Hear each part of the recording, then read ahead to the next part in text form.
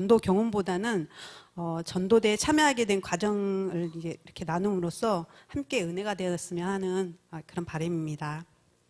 좀 두속 어휘가 좀 부족하더라도 은혜로 들어주시면 감사하겠습니다.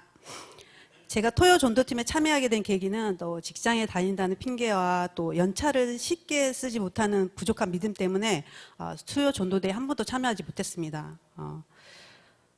그래서 항상 전도대에 참여하지 못하는 것에 대한 그런 마음의 짐, 좋게 얘기하면 거룩한 부담, 그런 가지고 있던 차에 올해부터 자원하는 사람들이 한해서 팀 전도를 한다길래 이건 어떻게 보면 저에게 대한 어떤 기도응답, 하고 싶었는데 제가 뭐 남자들 하는데 가가지고 막 할 수 있는 그런 어떤 배짱도 있는 게 아니라 이렇게 자원하는 사람들이 한다 그래서 너무 좋다라고 해가지고 신청하게 됐습니다. 근데 솔직히 처음부터 기쁜 마음으로 하게 된 게 아니라 이걸 쓸까 말까 고민이 많이 되었거든요. 왜냐하면 제가 직장을 다니는 관계로 평일날에 어떤 일을 못 봐요. 개인적인 일을. 그래서 토요일날 몰아서 보는 경우가 많거든요. 뭐 차 문제나 병원 문제나. 그래서 고민이 참 많이 되었어요. 근데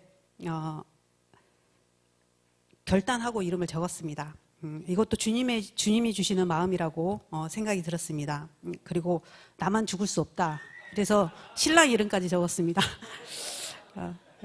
처음에는 그래 뭐 참여하는데 의미를 두자 하면서 이제 출석하는데 출석이라도 잘 하자 하는 마음이었습니다. 근데 출퇴근 시간이 제가 짧지는 않거든요. 한 1시간 45분, 1시간 그 정도 걸리는데 운전하면서 문득문득 드는 생각이 뭐 내 실수건 아니면 다른 차의 실수건 뭐 사고가 나면 한순간에 가는데 내가 하나님 앞에 섰을 때 너 한 영혼이라도 제대로 구원한 한 영혼이라도 있냐 섰을 때 확실하게 대답할 수 있는 그런 상황이 아니더라고요. 제가 전도를 열심히 했다거나 그런 게 아니라. 그래서 이렇게 나도 누군가로부터 들었던 복음으로 인해서 이렇게 구원을 받았는데 나 또한 전해야 되지 않을까 이런 마음으로 노방전도라도 열심히 하자는 마음이었습니다. 네, 시간이 지나면서 잘할 수 있을까 또 어떻게 해야 할까 하는 등의 이런 고민 때문에 기도를 하게 되더라고요. 이제 기도하니까 팀 전도에 이렇게 왠지 모를 기대감, 어떤 기쁨 이런 게 생기면서 참여하게 되었습니다. 제가 일상의 변화가 생길 때마다 항상 하는 것이 삶의 우선순위를 정하는 것입니다. 이렇게 내 삶의 우선순위를 정해놓으면 우선순위의 일을 가장 먼저 두고 이제 일상을 맞춰 나가거든요. 근데 한 주도 이제 놓치지 말고 참여해야 되겠다는 그런 마음으로 이게 토요 전도대를 이제 토요일 날 우선순위 이제 두고 참여하게 되었습니다. 근데 하지만 이게 사역을 하려고 그러면 시험이 찾아오잖아요. 근데 시험이 찾아오더라고요. 아니다 다를까 이제 처음 팀전도 모이기로 했는데 그 남편이 이제 서울로 임플란트 시술을 하러 다니는데 제가 이제 운전을 해줘야 되는 상황이 있어. 이렇게 약간 그 염려증, 건강 염려증 같은 게 있어가지고 남편이 그래서 이제 제가 가야 되는 가주기도 했거든요. 근데 이번에도 가줄 거라고 이제 남편이 기대를 했는데 인간적으로 약간 고민이 있었지만 이제 혼자 가라고 하고 이제 저는 팀전도에 참여를 했습니다. 이제 최전방에 나갔더니 최전방에는 우리 또 일당백 하시는 김용도 안수 집사님 계시고 또 윤희연 장로님, 이호철 장로님, 또 양한석 장로님 이렇게 세 분 또 그의 집사님, 뭐 다윗과 다윗과 그의 용사들처럼 든든하더라고요. 저는 그냥 따라가기만 하면 됐습니다. 또 이게 가장 중요한 건데 장로님들이 맛있는 간식도 사주시더라고요. 그래서 그렇기 때문에 더욱 즐거웠던 것 같습니다. 제가 노방전도 경험이 없는 게 아닌데 새로운 마음이었던 것 같아요. 제 마음속에 다시금 예전에 제가 직장 생활을 하게 된 계기가 전도하기 싫어서였거든요. 왜냐하면 그때는 막 애기 없고 막 나가라 그러고 막 그 추운 겨울날 막 애기 없고 전도하고 그랬었거든요. 그래서 그게 너무 싫어가지고 이게 처음에는 재밌게 했는데 그게 이제 어떻게 보면은 재밌게 즐겁게 하는 게 아니다 보니까 직장을 찾게 되더라고요. 그래서 직장 생활을 하게 됐어요.